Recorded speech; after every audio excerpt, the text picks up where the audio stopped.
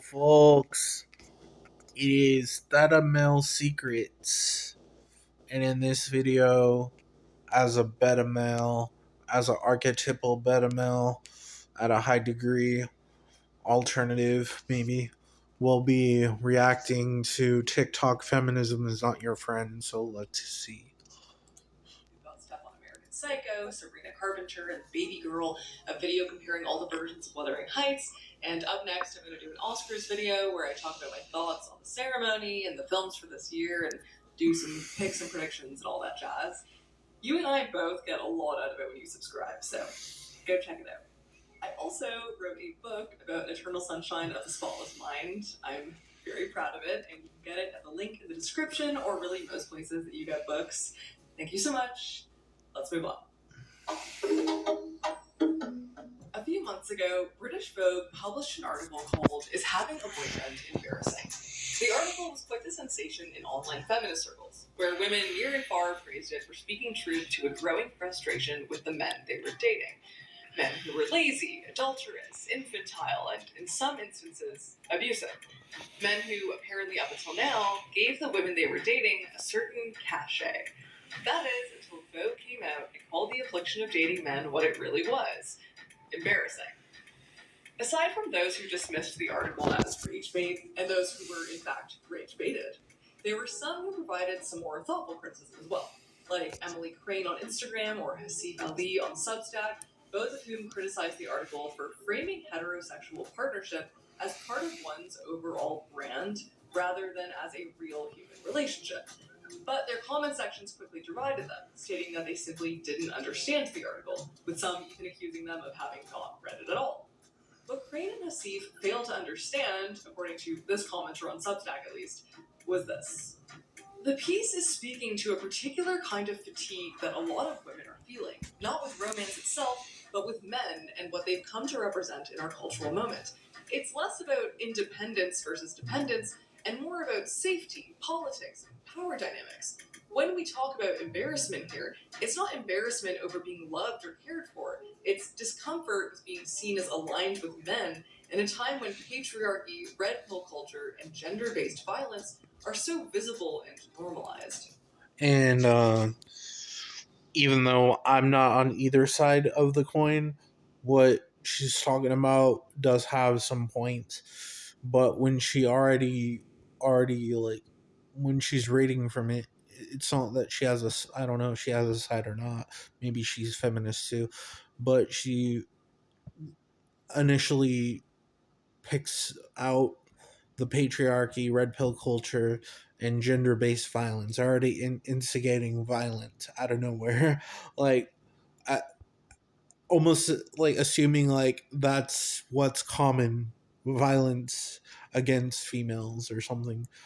But I'm not here to say that's not true or not. It does happen, but it's like what the news does when something happens on a rare occasion or it happens here and there and they make it out to be happening too much, like almost like it's a cultural system. At least it's a bit like to a female it would be the normal day-to-day thing, like the complexity of it and everything. But I believe it's sort of not illogical, and just let's just continue. This was a sentiment espoused quite a bit in the discourse around the article, and so, with their criticism, Crane and Ali had apparently forsaken this rallying cry, and thus they were cast off by their comment sections as anti-feminist. In the aforementioned comment, this person alludes to something many people have invoked in this boyfriend embarrassing discourse, which is 4B, a fringe movement in South Korea where women have opted altogether out of sex, dating, marriage, and reproduction with men. 4B was born from a particularly patriarchal national and cultural context. South Korea has high incidences of domestic violence, femicide, and revenge porn, and its president infamously blamed feminism for the country's low birth rate. Hop over to the US, where Roe v. Wade was overturned just a few years ago, and you'll find a public health emergency that has disproportionately impacted America's most vulnerable populations. In one heartbreaking case, a young mother named Gisele Barnica died after doctors delayed emergency miscarriage care. Despite wanting to terminate the pregnancy to prevent infection, her medical team told her it would be a crime and they couldn't act until the fetal heartbeat had stopped. She died of sepsis with retained products of conception 2 days after finally delivering. Barnica is one of two pregnant Texas women who has died after doctors delayed critical care. Meanwhile, out on the streets, internet addled young men have taken to wearing t shirts reading, "Your body, my choice." In the wake of this horrifying reality, it's not hard to see why 4B would resonate in the West. But the 4B movement is not just a total opting out of dating men, but an opting out of all the signifiers of femininity as well. The early years of the movement coincided with these. So it seems that on the what is occurring at the moment in the situation is that a lot of females are opting out of dating men, and men are doing it too. Men are opting out as well, but it's just because like for example in the past, like what I haven't had a lot of relationships in years, honestly. um I haven't had any actually in probably like 5 or 6 years, so I'm not here to say that I'm experiencing this type of a wordage of perception, like of inclination of what I'm trying to bring to the table in this video. But it's just like it gets a little bit more complicated when like there's all these tests, and it seems so straightforward, like it's not just the test per se, but like we do tests as well, and that leads to misunderstanding and situations regarding that. But I think it's good for people to opt out or opt in, just depending on the situation. It's your choice, whatever you want to do. Like, indeed. But it's also our choice, what we want to do, in a way. But it's the complexity is that we don't have to depend on literals, but depend on the moral choice of the matter, the moral ground point, or morality can get even more complex if you pay more attention to it. Corset campaign where teenage girls cut their hair short and destroy their makeup to protest South Korea's restrictive beauty standards. In Korea, which is the world's 10th largest beauty market, this anti consumerist behavior pushed up against not just the culture, but the economy as well. For many members of the 4B movement, the four no's was not just a lifestyle choice, it was a labor strike. In a country with one of the lowest birth rates, to forgo emotional, sexual, and financial relations with men was not just a rejection of patriarchy, but a rejection of a capitalist patriarchal regime. The movement is, in other words, anti capitalist. When people accused Crane and Ali for failing to properly read the article, I was confused. Because I also read the article and saw nothing of 4B or a call to organize. In fact, rearing its ugly head between the lines of that article was capitalism itself wearing a feminist mask. The article was penned by a writer named Shantae Joseph, who deserves grace for the fact that journalists are now beholden to limited word counts and clickbait headlines, and it's likely she wasn't able to say all she wanted to say within those constraints. More on that later. So in this video, I'm just going to try and refer to the piece as the Vogue article wherever I can. I mean, after all, the medium is the message. The Vogue article does not exist in a vacuum. In fact, it belongs to a broader trend on social media, especially on TikTok, of women placing feminism at the front lines of a gendered, hetero-fatalist dating war, which itself belongs to an even broader trend of TikTok feminism being the loudest and perhaps most effective agent of patriarchal capitalism, at least for women. Strip talks of women dumping money on the floor and encouraging their fellow women to hustle harder, girl dinner and girl math for the proud bimbo contingents of the internet, videos of women telling other women not to have babies because pregnancy will make your nose bigger.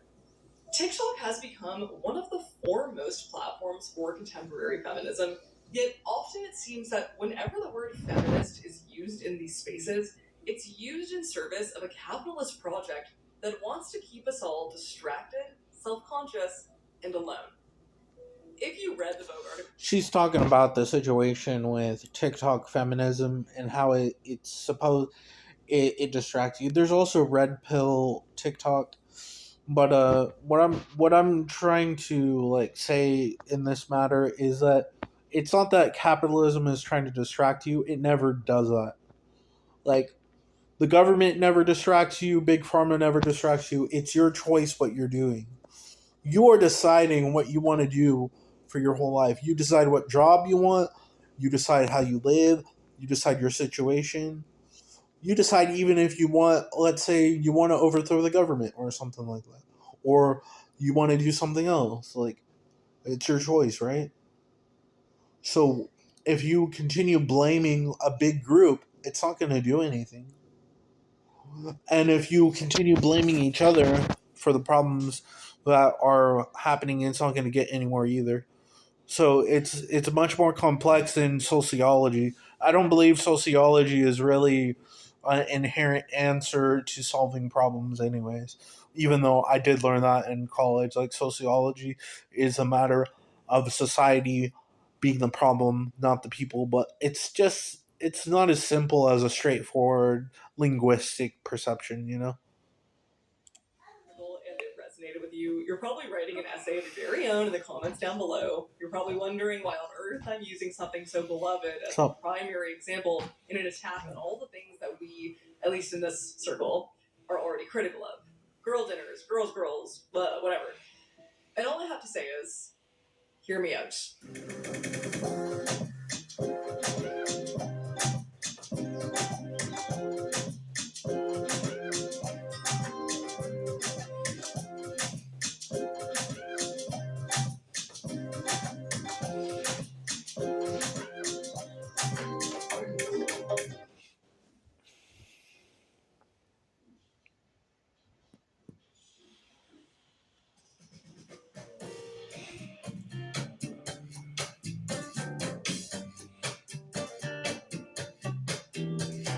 Second wave feminism, that is, the feminism of the 60s and 70s and a bit in the 80s, was the kind of feminism your dad or granddad might recall with fear in their eyes. Burn your bra, political lesbian, heading off this frigid Marxist. But where the first wave broke ground in women's enfranchisement, the second wave got a lot done in the way of women entering the workforce en masse, as well as in the way of sexual rights, albeit mostly for white women, as women of color had been in the workforce that whole time. But as the 80s came around and Reagan came on the scene, hell-bent on the nuclear family and hating anyone who couldn't fit into that, a massive reactionary movement arose that sought to shave the armpit hair right off those pesky lesbians, as discussed by Susan Faludi in her seminal book, Backlash. In Backlash, Faludi draws from a number of examples of popular refrain in 80s media, which held that the second wave had culminated in a woman who was a depraved, soulless, single career banshee, distilled most perfectly into the psychopathic, man-killing character of Alex Forrest in Fatal Attraction. I'm not going to be ignored, Dad. Most compelling about this backlash, says Faludi, was this. A backlash against women's rights succeeds to the degree that it appears not to be political, that it appears not to be a struggle at all. It is most powerful when it goes private, when it lodges inside a woman's mind and turns her vision inward until she imagines the pressure is all in her head, until she begins to enforce the backlash, too, on herself. Out of this covert messaging in popular media came post-feminism, the ill-defined philosophy which purported quite prematurely and conveniently that equality between the genders had been achieved, and now that women had it all, the job, sometimes even the guy, all they needed was clothes, and shoes, and makeup, and a really killer workout regimen, and a diet, like a really killer diet. This gave woman the illusion of choice, that she chose to embrace her own sexiness and femininity and housewifery. In the early 90s, though, there was a glimmer of hope that came in the form of a girl named Kathleen Hanna and her friends Kathy Wilcox, Billy Karen, and Toby Vale, who comprised the band Bikini Kill. Bikini Kill were the poster children of an emerging scene in the Pacific Northwest called Riot Girls, a feminist. I'm gonna skip ahead so I can get to the conclusion.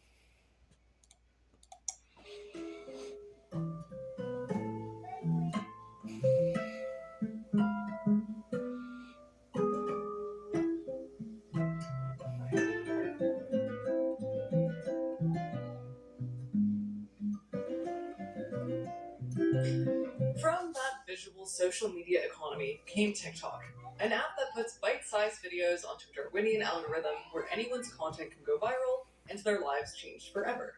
Lifting from the ultra short form interface of Vine, the goal of the aspiring TikTok celebrity is to grab people's attention as fast as possible. So, here on the feminist side of TikTok, the mirror world to the influential far right incel side of the app, decades of feminist theory and debate are being dumbed down and even mutated into attention grabbing sound bites. On feminist TikTok, we get pink hued, hazy, aesthetic videos flashing imagery from Pinterest and accompanied by Studio Ghibli scores with text overlays that read, "The female gaze" and "divine female energy." Advice videos from women recoiling at photos of the bodies of other women undergoing major physical changes during pregnancy, warning other women that The response will be done later, so we'll talk more.